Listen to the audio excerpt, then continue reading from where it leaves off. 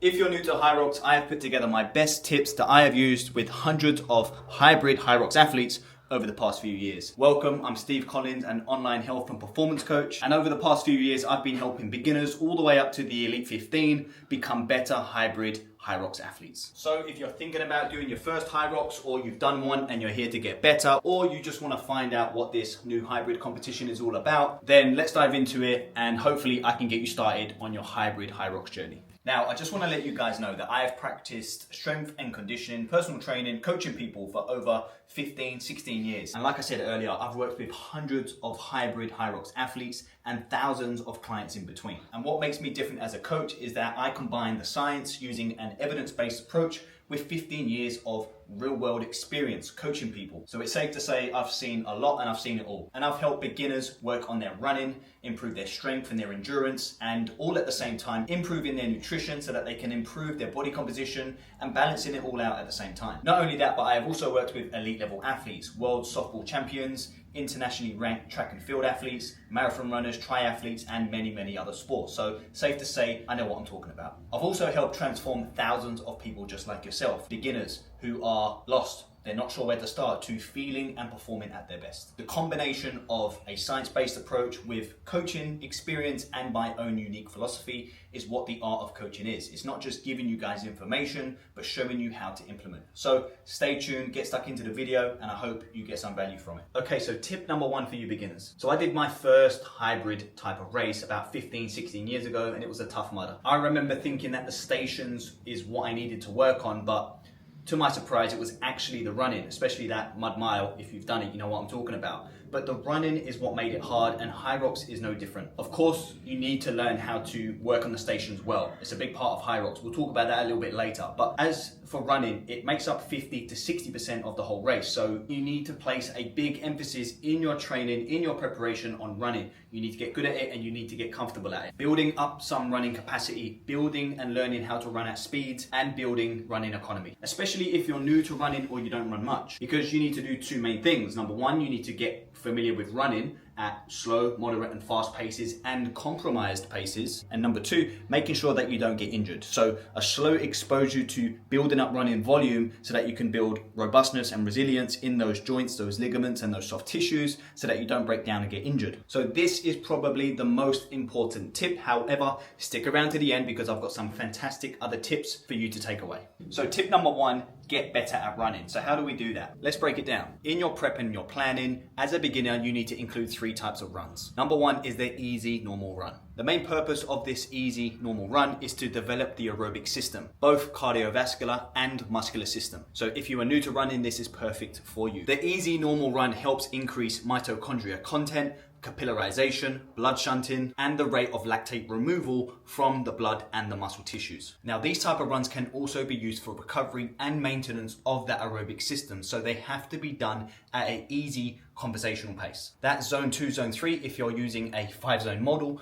but just remember, they have to be comfortable, they have to be easy. It's that conversational pace and what we call low-end aerobic zone. Imagine your own fitness level wherever it may be. You have the base to it, we'll call that the floor, and you have the top of it, let's call that the ceiling. So you have the floor and the ceiling to your fitness level. So when we're doing that easy, normal type of run, we're working on that low-end range of that fitness level. And it's really important that beginners train at this low end level because it's very easy to recover from. So you ain't gonna dump a whole load of fatigue in the body week to week. Remember guys, it's called an easy normal run for a reason. We have to keep the heart rate nice and low and build it up over time whilst building confidence with your running. The second type of run that you guys have to be doing are the long runs. These are basically the easy normal runs, but now you begin to add the intensity and you work for longer. So the long runs will provide all of the physiological adaptations that your easy normal runs will too.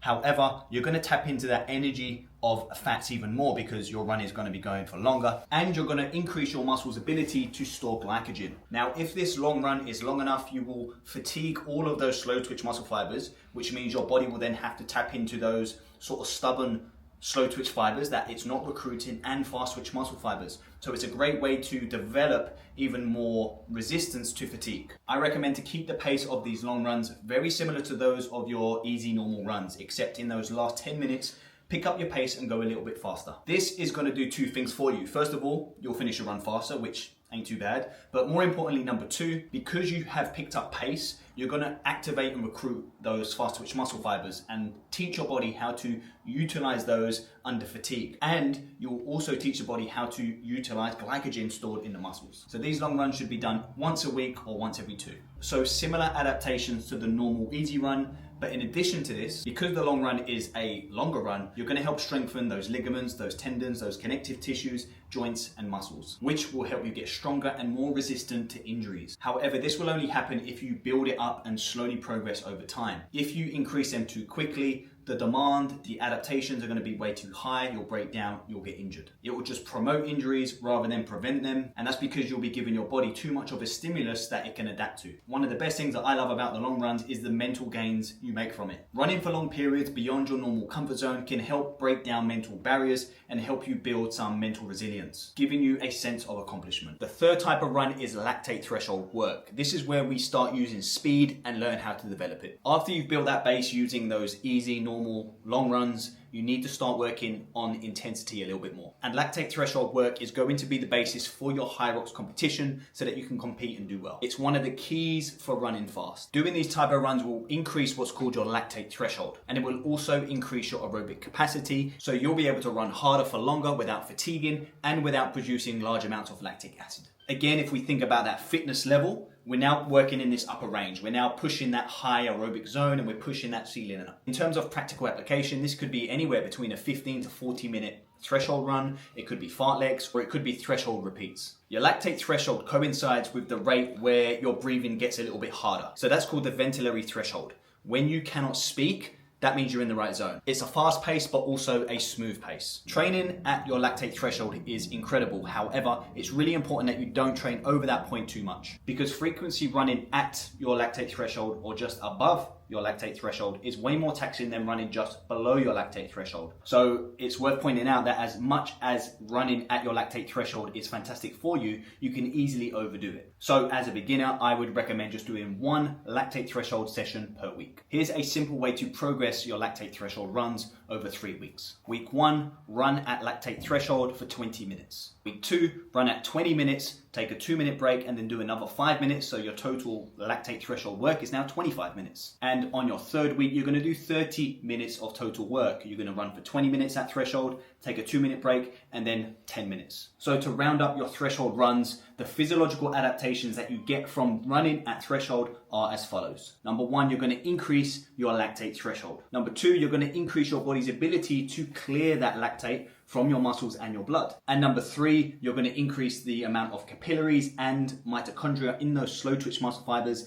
and fast twitch A muscle fibers. Okay, so tip number 2, if you're going into Hyrox, you've got to make sure you are strong enough. Pushing that sled, pulling that sled, it's pretty hard going. It's heavy, heavy weight. So we're going to make sure those legs are nice and strong so that you can push off each leg, and the upper body nice and strong so you can pull that sled efficiently as possible. Same with the lunges, same with the carries and the wall balls. You've got to have some decent level of strength so that you don't suck at those stations. So the stronger you are, the easier every single station is going to be. So yes, running, cardiovascular endurance, very, very important. But the worst thing you can do as a beginner is just give all your time to that cardio and running and neglect your strength training. So one of the most important things, continue to get strong in the gym. In your preparation, make sure you do these 3 things. Number 1, keep improving your 3 to 6 rep max strength on those big movement patterns. Squats, deadlifts, presses and pulls. Number 2, keep improving your 8 to 12 rep max strength on those sport specific skills. Dumbbell thrusters, good mornings, walking lunges and lat pullovers. And lastly, make sure you practice injury prevention. Strengthen those VMOs, strengthen your calves, your Achilles, your rotator cuffs, your scapula and your lower back. Strength training will not only help all of your stations, but it will also help your running economy, helping you run faster and harder and longer without breaking down. Make sure you check out my last video on 18 exercises that you can use to get strong in Hyrox. I'll leave that up there somewhere. So don't forget to add strength training to your plan. So tip number 3 is to consume enough calories.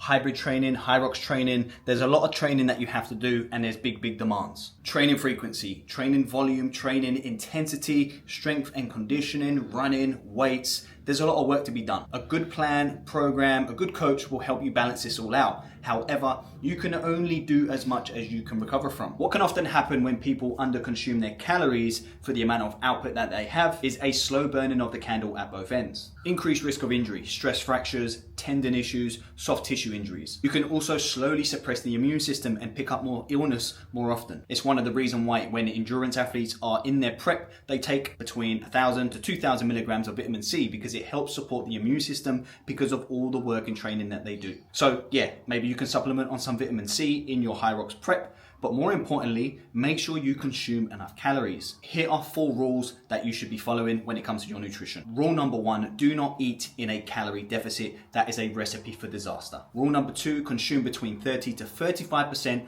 of your calories from protein. Protein forms the baseline for your recovery. You're going to be able to maintain or build muscle tissue. It's going to help support bones, ligaments, tendons, and soft tissues. Rule number 3, consume at least 40 to 50% of your calories from carbohydrates. Your primary fuel source in hybrid style training is going to be carbohydrates. Eat them to perform better and to recover better. Even if you do want to lose some body fat at the same time, carbs are not the enemy. And rule number 4, do not do intermittent fasting. Like I said earlier, there's going to be a lot of stress taking place on the body. Make sure you provide the body with enough energy and feed it. I am 100% confident that if you follow an intermittent fasting approach, you're going to break down and your training and your progress is not going to be sustainable at all. Okay, so final tip, one that's going to help you settle your nerves and enjoy your running HYROX experience. Have a race plan and practice a strategy. You want to go into your race, your HYROX race, well prepared, with an understanding of what paces you can do, maintain, and work at. What sort of reps you can put up on each station before taking a break and having some breath back. You do not want to go into your race without a plan, because I can assure you, you're going to go in too hard, too fast, too early,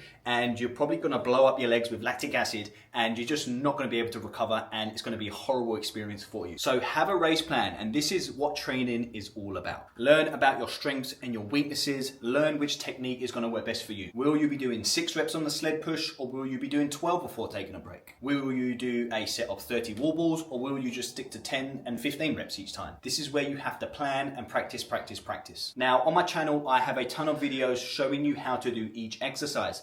Go there, have a little watch, learn which technique works best for you. So then begin putting together your plan so that you can improve each specific skill needed. Then in your final week or 2 before your competition, start practicing pace work, rhythm work. Practice what pace you're going to be running your 1Ks at. Practice what pace you're going to be doing the rower and the ski erg at. One of the hardest stations that you're going to be doing at the HYROX is the burpee broad jump. And here's a simple strategy I like my clients to use when they're about 4 to 7 weeks out. Once you know which burpee broad jump technique is best for you, do 80 minutes and count how many reps you can do. Now you're going to take that number and divide it by 4, and every set you do, 4 sets of that number, you're going to take 2-minute breaks. Now every week you do the same again, except you decrease your rest period by 15 seconds, which means in 4 weeks, you've gone from 2-minute breaks in between your burpee sets down to 1 minute of rest in between your burpee sets. And what this is doing is increasing what's called density of your workout. You're essentially doing the same amount of work in a shorter period of time. You're going to be improving your cardio. You're going to improve your muscular endurance. You're going to improve your